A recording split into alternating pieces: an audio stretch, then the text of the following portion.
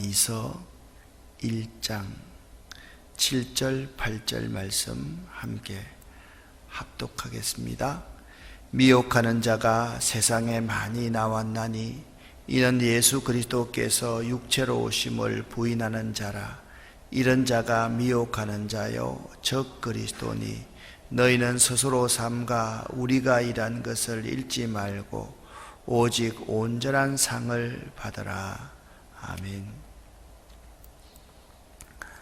요한 2서는 요한 1서와 똑같은 배경을 가지고 있다라고 생각하시면 됩니다. 자, 야고보서, 베드로 전후서, 요한 1, 2, 3서, 유다서 7권의 책을 공동서신 또는 일반서신이라고 그런다. 시간이 오래되었지만 기억을 하시죠. 이 공동서신, 일반서신이라는 말은 바울서신과 많이 대비되는 그러한 부분인데, 바울서신은 특별한 어떤 교회나 개인을 대상으로 해서 기록한 서신이라고 한다면, 이 공동서신, 일반서신은 뭐냐면 회람서신입니다.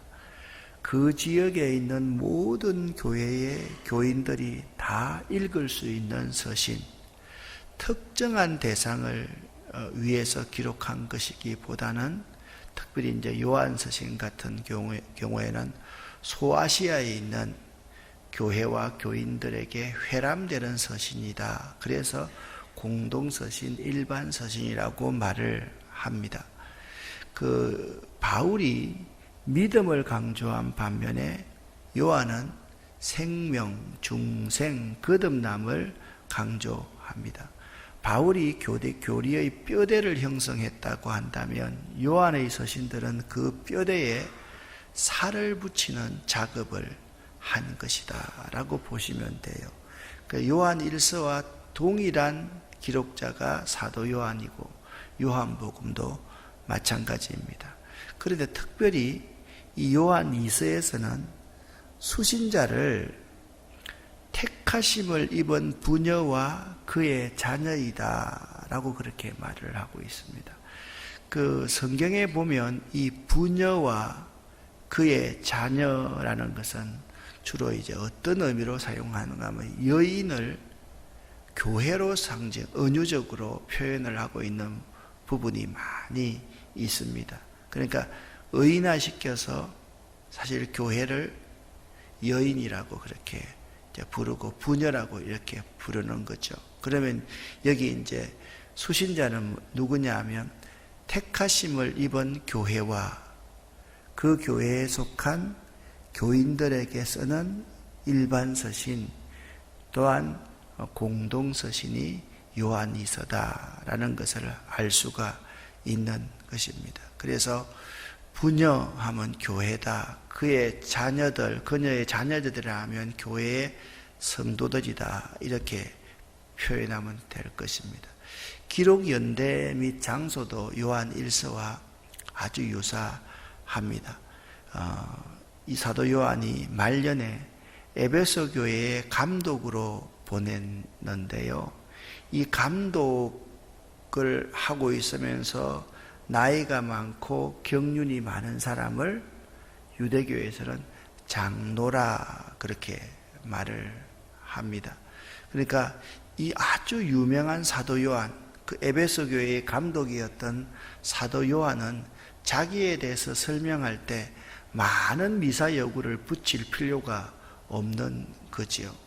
여러분, 우리 아름다운 교회에서 예배드리는 여러분들에게 저를 설명할 때 그냥 목사 전규택 하면 여러분들이 다 압니다. 마찬가지입니다. 이 소아시아에 있는 교회의 교인들은 요한을 장로 요한이라고 하면 그분이 나이도 많고 경륜도 있고 교회의 감독으로, 에베소 교회의 감독으로서 주변 교회에 많은 영향을 끼쳤다는 사실들을 다 알고 있었다라고 보시면 되는 겁니다.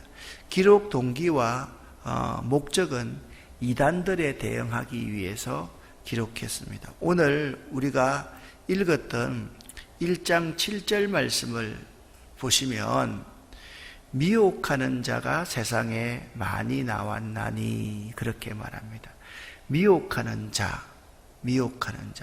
이 미혹하는 자들은 교회를 어지럽히는 사단의 지배를 받는 자들을 일반적으로 미혹하는 자다 그렇게 말합니다. 근데 미혹하는 자가 적어요, 많아요? 많이 나왔다 그랬습니다. 그러니까 이 세상에 미혹하는 자는 항상 많이 있습니다. 그래서 이 미혹하는 자가 어떤 자들이냐? 7절 중반절에 이렇게 말합니다. 이는 미혹하는 자는 예수 그리스도께서 육체로 오심을 부인하는 자가 미혹하는 자다. 그렇게 말씀하고 있습니다. 그러면 예수 그리스도께서 육체로 오심을 부인하는 초대교회, 초기교회 주후 85년부터 100년 사이에 초기교회 이단은 무엇이었습니까? 영지주의입니다. 그러니까 이렇게 생각하시면 됩니다.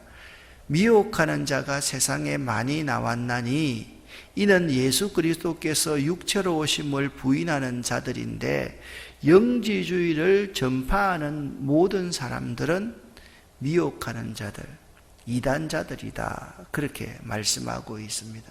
이런 자가 예수 그리스도가 육체로 오신 것을 부인하는 이런 자가 미혹하는 자요, 적 그리스도다.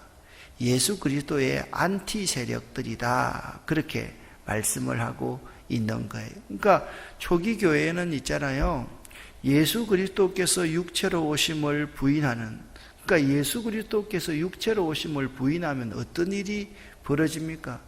예수의 십자가의 고난과 이 예수의 부활 이 자체가 아주 희석되어 버리는 거죠. 그러면 기독교의 모든 본질 이 자체가 사실 다 없어져 버리는 것이 그렇다라고 여러분 보시면 되는 거예요. 그래서 예수 그리스도께서 육체로 오심을 부인하는 그러한 미혹하는 자들인 적 그리스도의 세력인 영지주의자들은 초대교회에 상당히 심각한 문제가 있었던 것을 알 수가 있습니다. 그런데 이 요한 2서의 특징과 주제를 살펴보면 이 미혹하는 자들에 대해서 어떻게 대해야 되는지를 우리에게 아주 분명하게 잘 말해주고 있습니다. 요한 2서는 이단적인 교훈을 멀리해야 될 것을 강조하고 있었습니다. 자, 1장 7절에 요한 2서 1장 7절에 미혹하는 자는 어떤 자라 그랬습니까? 예수 그리스도가 육체로 오심을 부인하는 자들인데 이러한 자들이 미혹하는 자들이요. 그 다음에 뭡니까? 적 그리스도다. 이건 그럼 여러분 외울 수가 있는 거예요. 미혹하는 자들이 세상에 많이 왔나니 이는 예수 그리스도가 육체로 오신 것을 부인하는 자들인데 이러한 자들이 미혹하는 자들이요 적 그리스도다. 그렇게 말하고 있는 거예요. 요한 2서의 아주 중요한 주제는 이단적인 교훈을 멀리해야 될 것을 강조하고 있는데요. 이단적인 교훈을 멀리해야 할 때 반드시 우리에게 필요한 것이 두 가지가 있다. 그렇게 말씀하고, 첫 번째는 뭐냐면 사랑하며 사랑 안에 거해야 되고, 두 번째는 진리 안에 거해야 돼요. 어떻게 해야 된다고요? 사랑 안에 거해야 되고 진리 안에 거해야 돼요. 그러면 우리들 가운데 사랑이 깨어지면 이단에게 틈을 내어주는 것이고, 우리가 진리 안에 거하지 않으면 이단들이 틈을 타는 거예요. 근데 여기서 진리 안에 거한다는 말을 다른 말로 하면 예수 안에 거한다라고 말할 수가 있지만 이게 맞아요. 그런데 여기서 또 한 가지 의미가 있습니다. 진리 안에 거한다라는 것은 교리 안에 거한다, 율법 안에 거한다라는 뜻이 결코 아닙니다. 교리와 율법 안에 거한다는 것은 이 교리와 율법은 항상 앞에 내놓고 다른 사람을 정죄하고 판단하는 것이 교리와 율법입니다. 그런데 디모데서에 보면 모든 성경은 하나님의 감동으로 된 것으로, 그 다음에 뭡니까? 교훈과 책망과 바르게 함과 의로 교육하기에 뭐하니? 유익하니. 그렇게 말합니다. 그러니까 진리 안에 거한다는 것은 뭐냐 하면 공동체에 유익한 것을 구한다라는 거예요. 그러니까 하나님의 말씀 이 자체가 공동체에 유익을 끼치는 것, 그것이 바로 진리 안에 거하는 것이다 라는 것을 알 수가 있는 거예요. 많은 교회에서, 많은 교인들 가운데서 교리, 율법 이 자체를 아주 중요하게 생각하는 사람들이 있어요. 그런 거 필요 없다는 말이 아닙니다. 교리와 율법이 다른 사람을 판단하고 정죄하면 그것은 유익이 되지 않는 거예요. 교리와 율법을 잘 우리가 배우면 이단 사상들에 대해서 우리 교회와 성도들을 지켜낼 수는 있어요. 그런데 중요한 것은 뭐냐면 그것 때문에 성도 간의 화평이, 유익함이 깨어져서는 그것은 진리 안에 거한다라는 말을 해서는 안 된다라는 점을 알아야 돼요. 그래서 우리가 이단 사상을 멀리 하려고 하면 반드시 우리 공동체 안에 뭐가 있어야 되는가 하면 사랑이 있어야 되고, 하나님의 말씀이 상대에게 유익되는 말씀으로 작용을 할 때 이단이 틈을 타지 못하는 것이다 라는 점을 요한이서에서는 우리에게 분명하게 말씀하고 있는 거예요. 특별히 우리 교회를 섬기는 중직자들이 많은 생각을 해야 될 부분이 이런 부분이에요. 자꾸 자기 것을 주장하다 보면 자기 스스로가 판단자가 되고 정죄자가 되고 비판하는 자가 되기가 참 쉽습니다. 그러다 보니까 뭐가 없어져요? 교회 안에 사랑이 없어지는 거예요. 이게 사랑 대신에 미워하고 시기하고 질투하고 쑥떡공론을 일으키고 다른 사람에 대해서 비방하는 그러한 것들이 많이 일어날 수 있다라는 거예요. 여러분 가만히 한번 주변을 살펴보십시오.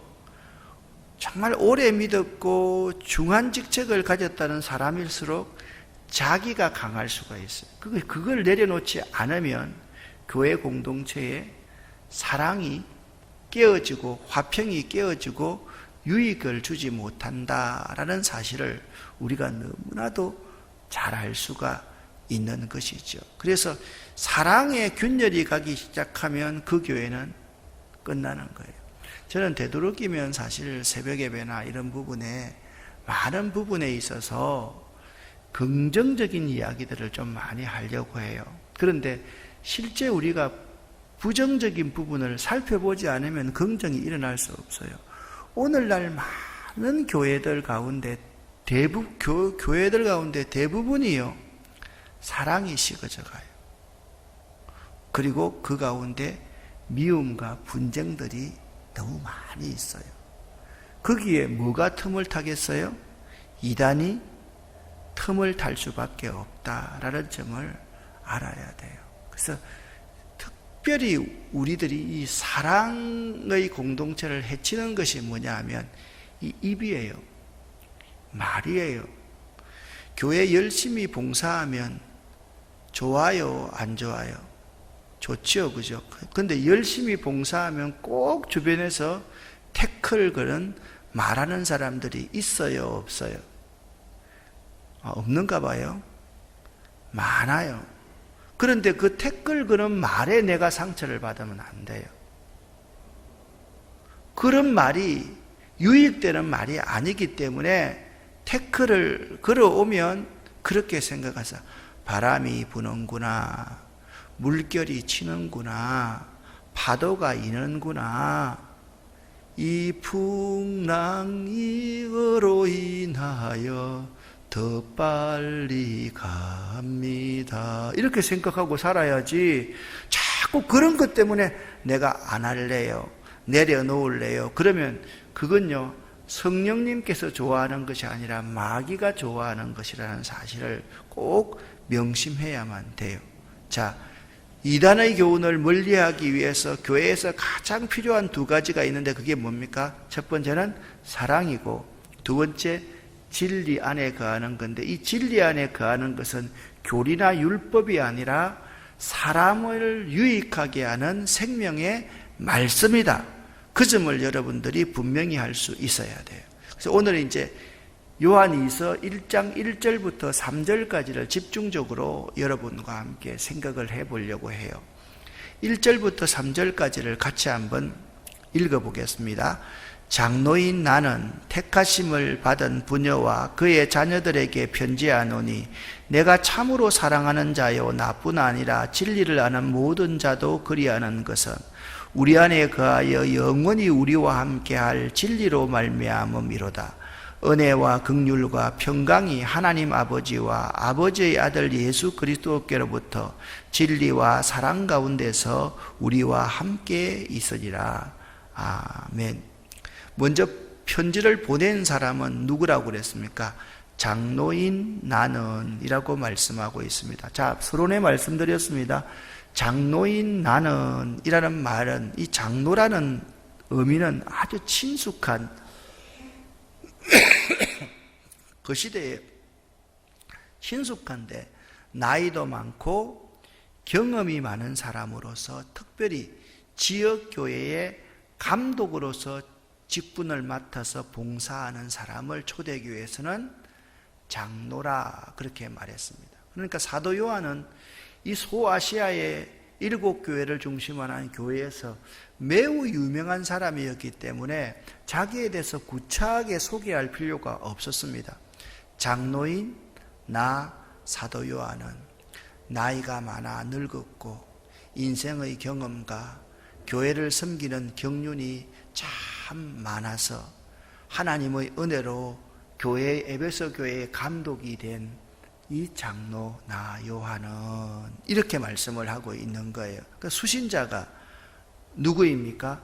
부녀와 그의 자녀들에게 편지하노니, 이 편지를 받는 수신자는 부녀입니다. 부녀는 무엇을 은유적으로 말한다고 그랬습니까?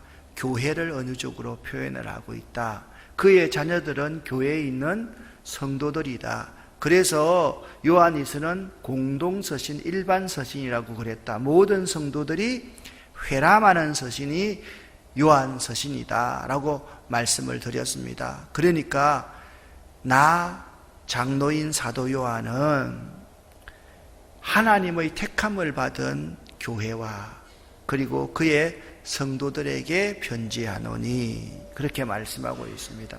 그런데 1장 중반절부터 이렇게 말씀하고 있는 것입니다. 내가 참으로 사랑하는 자요 나뿐 아니라 진리를 아는 모든 자도 그리하는 것은 이라고 그렇게 말씀을 하고 있습니다. 그러니까 이 교회를요 참으로 사도 요한은 사랑한다라고 말하고 있습니다. 뿐만 아니라 동일한 진리 위에 서 있는 다른 사람들도 요한과 같이 사랑을 보낸다라고 말씀하고 있습니다. 그러니까 초기 교회의 모습은 사랑 가운데서 서로 교통했다라는 점을 알 수가 있는 거예요. 그러니까 초기 교회는요 항상 사랑 안에서 서로 교제하는 공동체였다. 모이면 진한 사랑, 표현할 수 없는 사랑, 다함이 없는 사랑, 그 사랑을 느끼는 공동체가 초기 교회였다. 그렇게 말씀을 하고 있는 거예요. 그러니까 사랑이 없는 공동체는요, 그 교회가 아니에요. 사랑하는 사람이 교회에 많아야만 되는 거예요. 교회 공동체는 누구든지 사랑의 용광로에 들어와서 세상의 미움과 세상의 때가 묻었던 많은 사람들이 들어와서 사랑을 배우고 느껴서 그들이 변화되고 거듭나는 곳이 교회 공동체가 되어야 된다라고 말씀을 하고 있는 거예요. 또 이렇게 말합니다. 나뿐 아니라 진리를 아는 모든 자도 그리하는 것은 나도 성도와 교회를 사랑하고 다른 사람들도 성도와 교회를 사랑한다라는 거예요. 그러니까 여기 교회 구성원들이 모두가 뭐냐면 교회를 사랑하고 성도를 사랑하고 우리 모두가 다 교회를 사랑하고 성도를 사랑하는 거예요. 그러니까 사랑이 교회 안에 서로를 매는 끈, 띠와 같았다라는 사실을 알 수가 있는 거예요. 3절 말씀을 보실 때 은혜 이렇게 말합니다. 은혜와 긍휼과 평강이 우리와 함께 있으리라. 뭐와 함께? 진리와 사랑 가운데서. 그러니까 하나님과 예수 그리스도께로부터 온 것이 뭐냐 하면 사랑과 진리예요. 그러니까 초기 교회에 있었던 것 5가지를 말해라 하면 첫 번째는 사랑이에요. 두 번째는 진리예요. 세 번째는 은혜예요. 네 번째는 긍휼이에요. 5번째는 평강이에요. 따라 안 할 거예요. 새벽에 잠이 덜 깨서 기분이 좀 나빠요. 따라 하셔야지 첫 번째 뭐라고요? 사랑.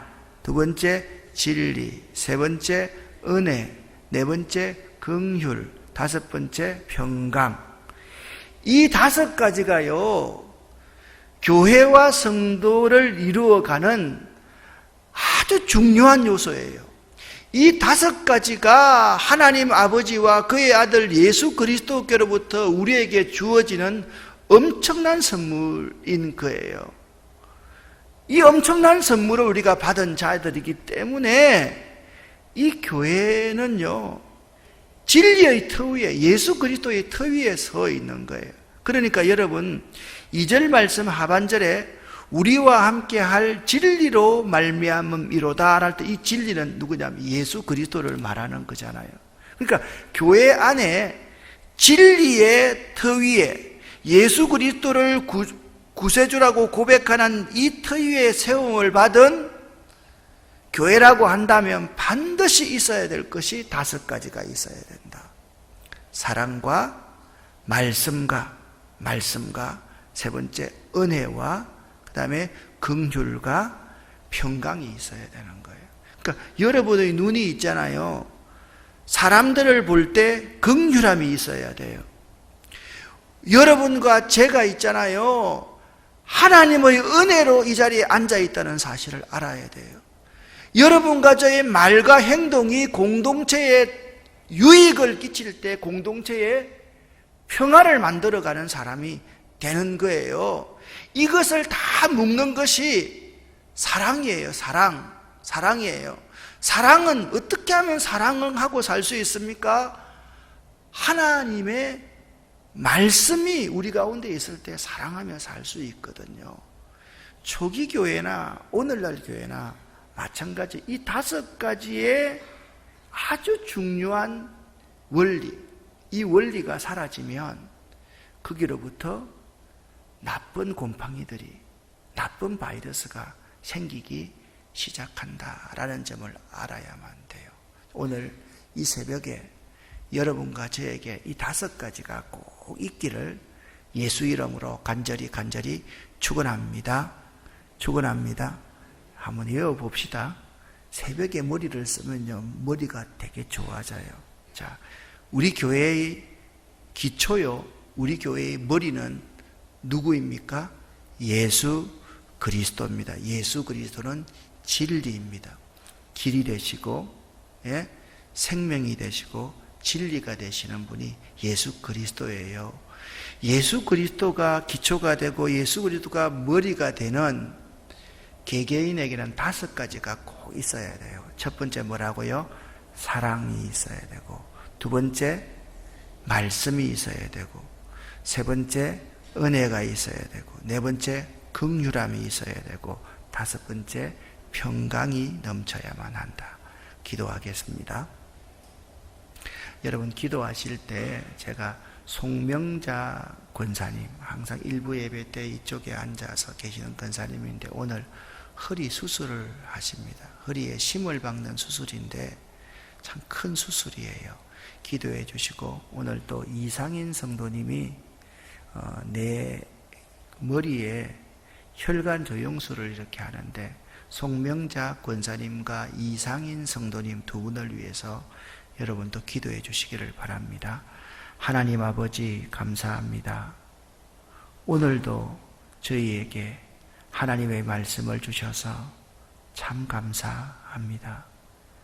우리의 삶의 기초요, 우리의 삶의 주인이 예수 그리스도임을 고백합니다.